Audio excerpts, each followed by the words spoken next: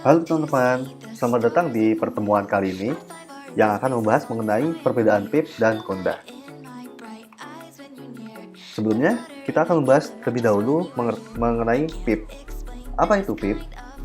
Pip merupakan paket manajer bawaan Python yang memiliki fungsi untuk melakukan penginstalan paket, lalu melakukan uninstall paket, melihat daftar paket, dan masih banyak lagi teman-teman.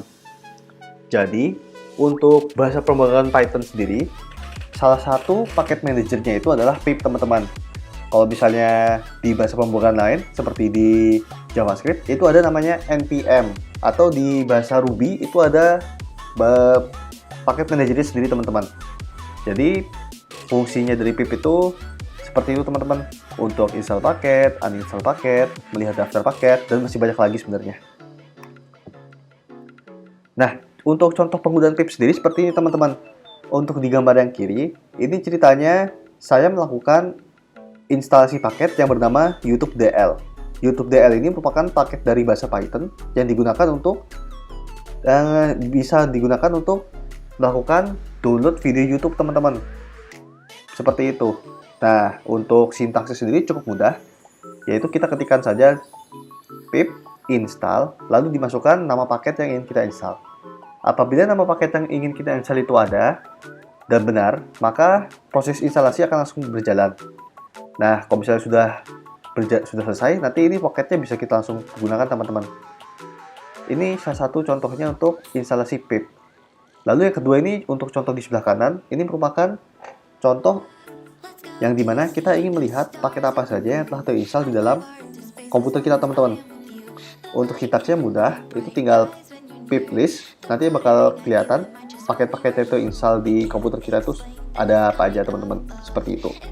Dan selain nama paketnya, itu bakal menampilkan juga versi dari paket tersebut, seperti itu teman-teman. Nah, salah satu fungsi dari pip sendiri itu adalah untuk melakukan uninstall paket teman-teman. Jadi kalau instalasi itu kan kita berarti melakukan pendownloadan paketnya agar bisa digunakan teman-teman ya. Kalau uninstall sendiri itu berarti paket yang sudah kita punya itu ingin kita buang, ingin kita amankan gitulah. Seperti itu teman-teman. Jadi sintaksnya mudah, yaitu pip uninstall lalu dimasukkan nama paketnya. Apabila nama paketnya itu benar, maka proses uninstall akan selesai teman-teman. Seperti itu. Nah, pip sendiri itu sebenarnya bagus, namun pip itu memiliki kekurangan teman-teman. Kekurangannya apa? Kekurangannya adalah tidak dapat mengecek versi paket yang bermasalah. Maksudnya gimana teman-teman? Jadi misalnya saya posisi memiliki dua paket yang berbeda. Untuk dicontoh ini, nah misalnya saya memiliki paket yang bernama konda. Selain paket konda, saya memiliki paket yang bernama misalnya bliss teman-teman.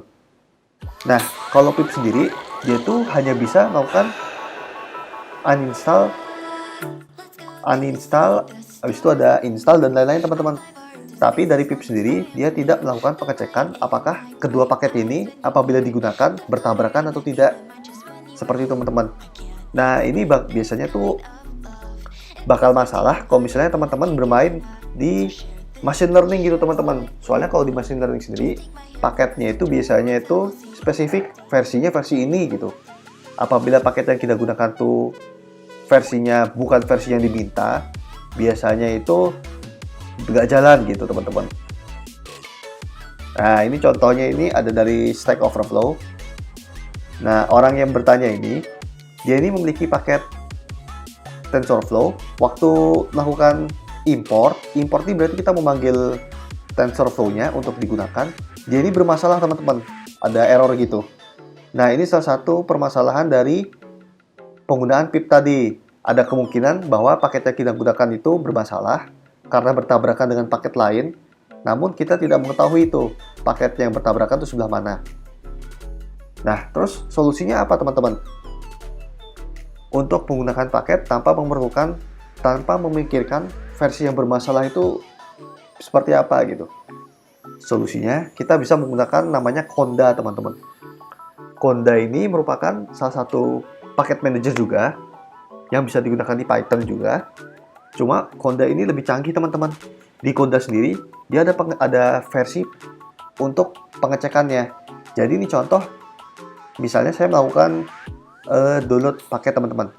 Saat melakukan download paket, dia bakal mengecek, oh ini versi yang digunakan, ini misalnya ada yang bermasalah satu paketnya. Jadi paket tersebut tuh antara harus diturunkan versinya atau harus di-upgrade versinya. Seperti itu teman-teman, kelebihan dari Conda dibandingkan pip. Nah, bagaimana cara melakukan instalasi Python atau Conda? Untuk cara instalasinya, itu sangat mudah teman-teman. Pertama-tama, teman-teman download terlebih dahulu. Ini contoh pertama, kita pakai Python biasa ya. Kita masuk ke websitenya. Nah, ini website Python-nya. Kita masuk. Nah, nanti di website Python tadi, kita masuk ke bagian download ini teman-teman. Lalu, nanti kita diarahkan ke versi downloadnya ini teman-teman. Nah, ini bebas ya, tergantung sistem operasi teman-teman masing-masing. Kalau misalnya pakai Windows, berarti ya Windows harus di-download gitu teman-teman. Setelah proses download selesai, langkah selanjutnya itu teman-teman lakukan instalasi pada Python-nya teman-teman. Namun perlu diingat, pada saat melakukan instalasi, teman-teman jangan lupa untuk melakukan centang ini teman-teman. Jadi nanti waktu instalasi nanti bakal ada proses itu di next aja. Namun pada saat menu yang ini, jangan lupa untuk melakukan centang menu add Python 3.7 to pad. Maksudnya gimana? Nah, ini kalau misalnya dicentang, artinya apabila Python-nya sudah terinstall dengan benar, nanti kita bisa memanggil Python tersebut dari terminal teman-teman. Kalau di Windows tuh berarti itu namanya CMD teman-teman. Nah, itu bisa kita panggil seperti ini teman-teman. Kalau misalnya waktu instalasi ini tidak dicentang, nanti kita tidak bisa memanggil Python-nya dari terminal seperti ini teman-teman. Jadi jangan lupa saat melakukan instalasi ini dicentang. Nah, ini kalau misalnya kita mau mendownload Python biasa ya teman-teman. Berarti kalau Python biasa nanti dia pakai manajernya menggunakan pip. Kalau misalnya kita mau menggunakan Conda bagaimana? Kalau misalnya kita mau menggunakan Conda, berarti kita masuk ke websitenya Conda. Ini kita cari dulu, pertama tuh mini Conda. Nah, mini Conda. Lalu masuk aja nih. Nah, nanti bakal banyak ada menunya teman-teman.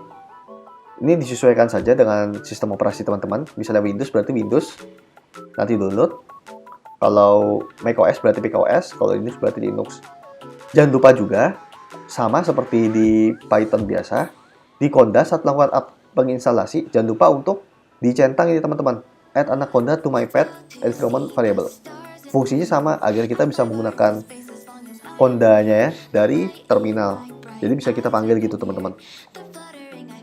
Seperti itu. Nah, teman-teman, seperti ini teman-teman ya. Jangan lupa saat penginstalasi dicentang. Oke.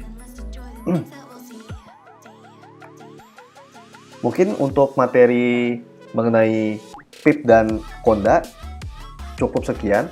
Apabila teman-teman memiliki pertanyaan, jangan lupa untuk bertanya menggunakan hashtag tanya dong di grup ya teman-teman.